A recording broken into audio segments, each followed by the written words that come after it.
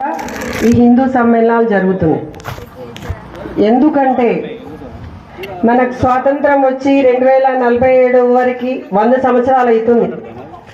దాని సందర్భంగా కొన్ని మతస్థులు ఏం చెప్పారంటే ఈ దేశాన్ని రాబో 10 సంవత్సరాల్లో 2047 వరకు దీన్ని ఒక ముస్లిం దేశంగా మారుస్తాం, ఇంకో వర్గం వారు దీన్ని ఒక క్రైస్తవ దేశంగా మారుస్తాం అని చెప్పి సవాళ్ళు విసిరారు. సో దానికోసమనే ఈ హిందూ సమ్మేళనాలు జరుగుతున్నాయి. ఎందుకంటే హిందువులంతా ఐక్యంగా లేరు. ప్రపంచంలో 200 దేశాల్లో ఒక భారతదేశంలోనే హిందూ ధర్మం ఇంకా బతికి ఉంది. సో వేరే వాళ్ళు మనను ఆక్రమించినట్లయితే మనము పారిపోవడానికి కూడా వేరే దేశం అంటూ లేదు. కాబట్టి మనం హిందువులంతా ఐక్యంగా కుల వర్ణ ప్రాంతాలు అన్ని పక్కన పెట్టి ఐక్యంగా ఉండాలని చెప్పి ఈ హిందూ సమ్మేళనం యొక్క ముఖ్య ఉద్దేశం. ఆర్ఎస్ఎస్ పెద్దవాళ్ళు ఈ 100 సంవత్సరాలు ఆర్ఎస్ఎస్ స్థాపించబడి 100 సంవత్సరాల సందర్భంగా పంచ పరివర్తన్ అంటే 5 రకాల మార్పులు ప్రతి వాళ్ళు చేయాలని చెప్పి సూచించారు. దానిలో మొదటగా పర్యావరణ పరిరక్షణ. మనం చూస్తున్నాం, ఒకప్పుడు అడవులు అనేవి చాలా ఉండేటివి, కానీ ఇప్పుడు ఏం జరుగుతుంది, ఎక్కడ పంట పొలాల దగ్గర నుంచి ఎక్కడ చెట్లు ఉన్నా వాటిని కొట్టేసి ఇల్లు కావచ్చు ఫ్లాట్లు కావచ్చు కట్టడం జరుగుతుంది. దానివల్ల ఏమవుతుంది, గాలి కలుషితం అవుతుంది, అడవులు అనేవి నరికివేయబడ్డాయి. కాబట్టి దాని వంతుగా మనం ఏం చేయాలంటే మన పిల్లల పుట్టినరోజులు కావచ్చు పెళ్లి రోజులు కావచ్చు ప్రతి వాళ్ళు తన వంతు బాధ్యతగా ఒక మొక్కను నాటుదాం. దానివల్ల మనం పర్యావరణాన్ని పరిరక్షించిన వాళ్ళం అవుతాము. మన పిల్లలకు చిన్నప్పటి నుంచే పర్యావరణ పట్ల మన ఆచార వ్యవహారాల పట్ల వాళ్ళకి విలువలు నేర్పించిన వాళ్ళం అవుతాం. చూడండి, మనం ప్రకృతిని పూజించే ధర్మం మనది. మన దేశంలో ప్రతిదాన్ని పూజించడం మనకు అలవాటు. ఒక చెట్టును పూజిస్తాం, తులసి చెట్టు కావచ్చు, రావి చెట్టు కావచ్చు, జమ్మి చెట్టు కావచ్చు. పుట్టని పూజిస్తాం, పామును పూజిస్తాం, ఎలుకను పూజిస్తాం, వినాయక చవితికి ఆవును పూజిస్తాం. సో ప్రకృతిని కాపాడుకుంటేనే మనం బతకగలుగుతాం. ప్రకృతిలో మనం కాకుండా ఇప్పుడు ఏం చేస్తున్నామంటే ప్రకృతిని అంటే పర్యావరణాన్ని కలుషితం చేస్తున్నాం. కాబట్టి దాన్ని కాపాడవలసిన బాధ్యత మన పైన ఉంది. ఇంకా చూసినట్లయితే ప్రతిదీ కలుషితం అవుతుంది. ఒకప్పుడు కాకులు కనిపించేటివి. ఎందుకు కనిపించేవి? ఎక్కడ పడితే అక్కడ చెట్లు ఉండేటివి.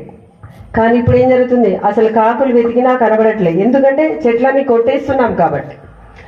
ఒకప్పుడు కోతులు అనేటివి అడవుల్లో మాత్రమే ఉండేటివి. వాళ్ళకి పండ్లు ఫలాలు కావచ్చు గింజలు కావచ్చు అవన్నీ దొరికేటివి. కానీ ఇప్పుడు ఏం చేస్తున్నాయి, కోతులు మన ఇళ్లలోకి వస్తున్నాయి. ఎందుకు వస్తున్నాయి? ఎక్కడ పడితే అక్కడ చెట్లు నరికేయడం, అడవులు లేకపోవడం వల్లే ఇక్కడికి రావడం జరుగుతుంది.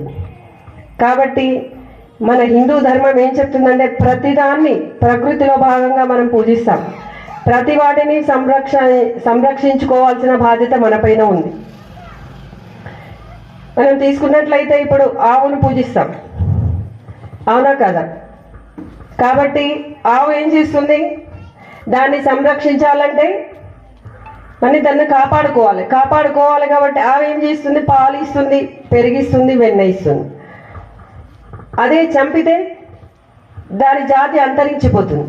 ఇప్పుడు చూస్తున్నాం చాలా చోట్ల వేరే వాళ్ళు దాన్ని తినడం వల్ల ఏమవుతుంది, దాని జాతి నశించిపోతుంది. కాబట్టి హిందూ అనేవాడు నాశనాన్ని కోరుకోడు, సంరక్షిస్తాడు ప్రకృతిని. కాబట్టి మనమంతా హిందువులం కాబట్టి మనం ఏం చేయాలి, ప్రకృతిని కాపాడుకోవాలి.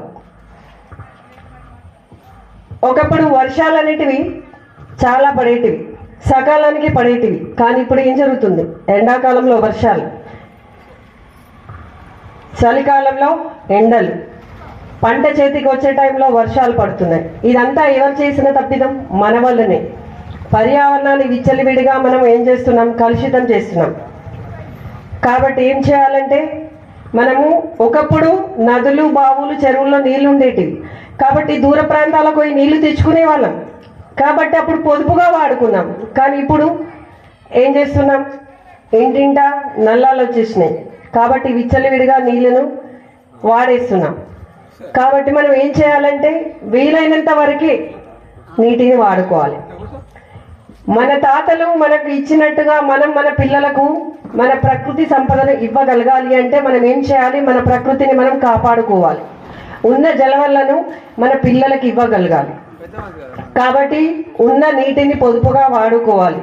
వర్షాలు పడినప్పుడు ఇంకుడు గుంతలు కట్టుకోవాలి. ఇప్పుడు ఎక్కడ చూసినా ప్లాట్లు కట్టినా ఇల్లులు కట్టినా ఇంకుడు గుంతలు కడుతున్నారు. దానివల్ల వర్షం నీరు సేవ్ అయ్యి మనకు అవసరం పడ్డప్పుడు తీసుకోవచ్చు.